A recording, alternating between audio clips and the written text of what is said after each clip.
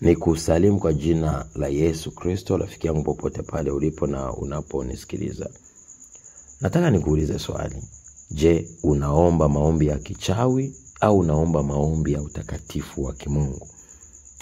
Aina ya maombi inaweza kuruhusu roho fulani kutenda kazi. Wachawi wanatumia vita juu ya damu na nyama. Lakini watu wa Mungu, sisi vita yetu si juu ya damu na nyama, bali ni juu ya ulimwengu wa roho. Mchawi ataomba mtu fulani afe kwa kumtaja jina, akate moto, afe, angamie. Ina maana yule mtu ametoka kwenye ulimwengu wa roho, ameingia kwenye ulimwengu wa mwili. Na Mungu hafurahi mwanadamu yeyote angamie, bali afikirie toba. Unapomuua mtu kwa ombi, ya maana hata wachawi wana maombi, wana mfungo. Na wachawi wao wanatamka maneno kwamba mtu fulani afe, mtu fulani apate ajali, mtu fulani angamie, mtu fulani afukuzwe kazi. Unapokuwa unaomba hayo maombi yote ya aina hiyo, ni maombi yanaongozwa na roho mchafu, roho wa shetani. Hapa duniani kwenye ulimwengu wa roho, mwanadamu anapokuwa ameitwa na Mungu anapewa huduma. Anapopewa huduma anapewa karama. Na karama za Mungu ni karama ambazo zinawakilisha na utakatifu, kitu cheupe. Na karama za shetani zinawakilisha na vitu vya shetani, yani vitu vyeusi. Kwa hiyo basi, kwenye maisha yako ya kumtafuta Mungu na kutaka Mungu aonekane kwenye maisha, ni lazima turejee kwenye ile ahadi ya Kristo. Maana tunaona kwenye maandiko Yesu ndo mwanzilishi na mkamilishaji wa imani yetu. Narudia tena. Yesu Kristo ndo mwanzilishi na mkamilishaji wa imani yetu. Kabla yeye kuja, ina maana alikuwepo Mungu na ni yule yule, lakini akiwa katika roho. Sasa Yesu alipokuja kwenye mwili, ina maana yeye amekuja kubadilisha baadhi ya mambo kwenye maisha yetu, kwamba tutoke kwenye level ya kimwili tuingie kwenye level ya kiroho. Kisoma kile kitabu cha Waebrania 11 kinaweza kukuongoza vizuri sana juu ya Mungu yupi unayetakiwa kumtumikia. Kuna watu leo walikuwa kwenye makanisa au kwenye maombezi na wanaomba watu fulani wafe, wao ndo wakajikuta wamekufa au wamepata ajali. Kuna watu walikuwa wanaombea watu fulani waangamie, lakini wao wameangamia. Kwa hiyo basi, unapokuwa unaomba, jitahidi kufuata kile Mungu alichofundisha, hususan Yesu Kristo. Soma kitabu cha Mathayo 7, mstari wa kwanza anakuambia usihukumu usije ukahukumiwa. Mstari wa pili anakuambia kwa kuwa hukumu ile unayomhukumu wenzako na wewe utahukumiwa hiyo hiyo. Kwa nini ukitazama kibanzi kwenye jicho la mwenzako na kwako kuna boriti? Anakuambia iondoe kwanza boriti yako ndio utazame kibanzi kwenye jicho la mwenzako. Kwa nini? Mtu agiza, mchawi, adui,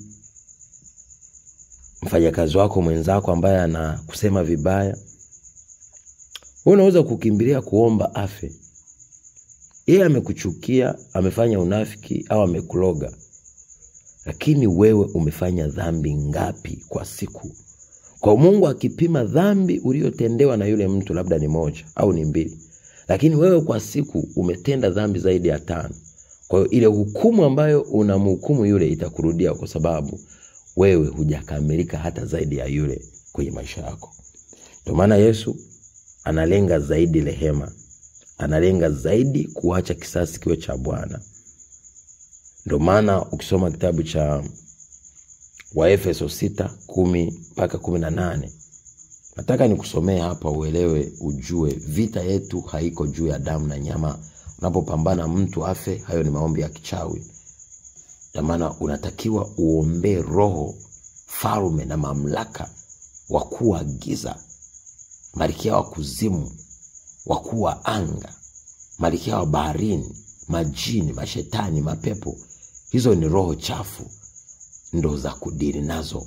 Kwa sababu mwanadamu Mungu anakuwa bado anamhitaji, kwa sababu ana sura na mfano wake, na anakuwa anahitaji Mungu huyo mtu afikirie toba, aokoke. Hata wachawi Mungu anataka waokoke, hata waganga Mungu anataka waokoke. Wale ni rasilimali kwa ajili ya ufalme wa Mungu, na Mungu hataki hata mwanadamu mmoja ajangamie. Ndio maana siku moja Yesu alitaka kwenda sehemu fulani. Sasa alipotaka kwenda huko Samaria, na ni Samaria kama sikosei, na wale wakakataa kumkaribisha. Walipokataa kumkaribisha, Yohana na Yakobo akasemaje, au tuagize moto uangamize hawa watu kama jinsi Elia alivyokuwa akiita moto ukiwaangamiza wale maakida waliotumwa na yule mfalme. Lakini cha ajabu, Yesu aliwakemea akamwambiaje, nyie hamjui roho mlionayo ndani yenu. Hamjui kuwa mimi sikuja hapa duniani kuangamiza na kuhukumu ulimwengu, bali nikuja kufanya ulimwengu uokolewe. Kwa kila mwanadamu Mungu anataka aokoke. Ndio maana wanakuambia kwamba anapookoka mtu mmoja, jeshi la malaika lote linafurahi. Sasa anaweza kuokoka huyo mchawi, mganga, mshirikina, mbea, mtu yule anayekufanyia ubaya. Mungu anataka siku moja afikirie toba. Ndio maana watu wabaya wanazidi kuishi muda mrefu. Ni kwa nini? Mungu anaruhusu waishi, huenda ipo siku atafikiria toba. Sasa wewe mtu wa Mungu ambaye uko serious na Mungu, unaweza upitie majaribu. Muda mwingine Mungu aruhusu uondoke mapema ili usije ukamwasi na akampoteza yule mtu.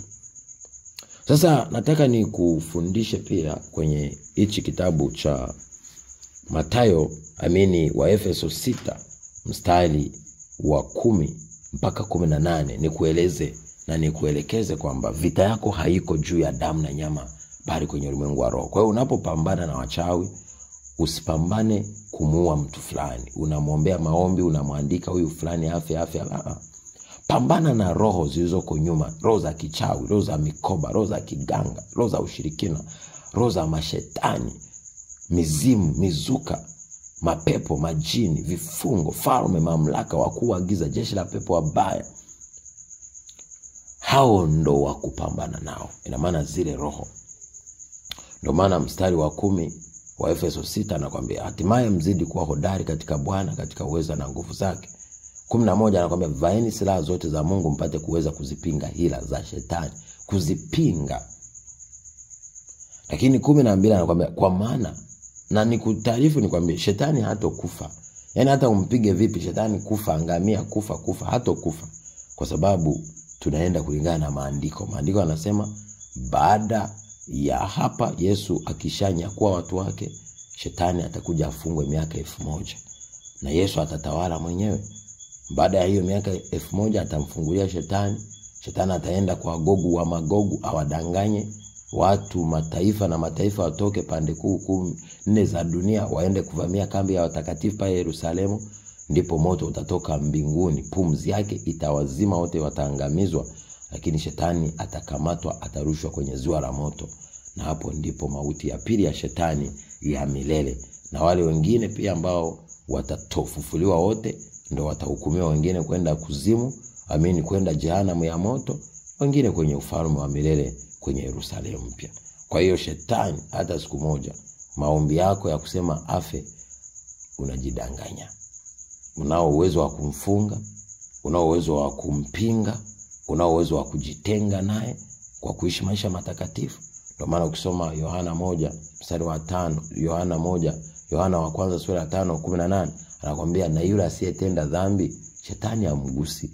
Shetani hawezi akaja kwenye maisha yako wewe bila kufungua mlango. Unaweza ufungue mlango wa mawazo, unaweza ufungue mlango wa dhambi, wa kuuzini, unaweza ufungue mlango wa kutosamehe, unaweza ufungue mlango wa umbea na uongo au ibada ya sanamu. Hayo yote yanaweza kumruhusu shetani kuanza kutesa maisha yako. Naendelea kusoma hii wa Efeso 6:11, anakuambia vaeni silaha zote ili mpate kuweza kuzipinga hila za shetani. Mstari wa 12, kwa maana anakuambia, kwa maana kushindana kwetu sisi si juu ya damu na nyama, bali ni juu ya falme. Unaona? Kwa hiyo ukianza kushindana na mwanadamu juu ya damu na nyama, kusema mtu afe, ina maana hayo ni maombi ya kichawi, kwa sababu mchawi ndo anayetaka mtu afe. Lakini Yesu Kristo anataka falme, mamlaka, roho zile ndo ziangamie kwa mtu, ili mtu aidha afikirie toba, na asipofikiria toba, sasa kisasi kinaweza kiwe cha Mungu amtoweshe yule mtu. Ndio maana ukiwa hata na mawazo mabaya juu ya mtu kwamba mtu fulani afe, ina maana una hukumu, na ile hukumu inakurudia wewe, kama nilivyosoma kwenye kitabu cha Mathayo 7:7 kwamba msihukumu sije mkahukumiwa. Maana ile hukumu unayohukumu mwingine, na wewe utahukumiwa ile ile. Kwani ukitazama kibanzi kwenye jicho la mwenzako na wakati kwako una boriti. Kumbuka kibanzi ni kidogo kuliko boriti. Unaweza wewe unamhukumu mtu fulani kwamba anakufanyia ubaya, lakini wewe dhambi ulizonazo ni nyingi. Wewe ni mbea, mwongo, msengenyaji, mlawiti, mzinifu, alafu unataka mchawi aangamie. Mchawi yenyewe amekuloga tu. Wewe umefanya dhambi ngapi? Kwa Mungu akipima uzito wa dhambi, anaona wewe haufai, kwa anaweza kukuangamiza wewe kuliko hata yule adui yako. Ndio maana wengi tunaweza kuwa tunaomba maadui zetu watoweke, sisi ndio tunazidi kupata majanga na kutoweka, kwa sababu baada ya kutembea vizuri na Mungu tunapambana na wachawi na waganga. Lazima tupambane kutengeneza maisha mazuri na Mungu, ili shetani ashindwe mwenyewe kuweza kutugusa. Hata kama tukipiga vita, tukiomba maombi ya mwenye haki ndio yanayojibiwa. Maombi ya mwenye haki ni yule anaishi kwa imani. Anaishi kwa imani na anayeishi kulingana na neno la Kristo. Anayeishi kulingana na neno la Kristo ni yule anayefanya mapenzi ya Kristo. Na ili upate kufanya mapenzi ya Kristo, soma vitabu vya Injili ya Kristo, utagundua ni nini alielezea.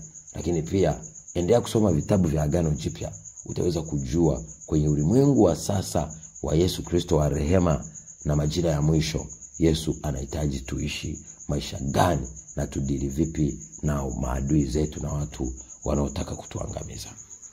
Anakuambia kushindana kwetu si juu ya damu na nyama, bali ni juu ya falme, mamlaka, juu ya wakuu wa giza hili, na juu ya jeshi la pepo wabaya katika ulimwengu wa roho. Ndio maana mstari wa 13 wa Efeso 6 anaendelea kusema, kwa sababu hiyo twaeni silaha zote za Mungu mpate kuzishinda siku ya uovu, na mkisha kuyatimiza yote mkisimama. 14 anakuambia basi simameni hali mmejifunga kweli viunoni, mseme kweli, lakini kuvaa diriri ya haki kifuani, utende haki.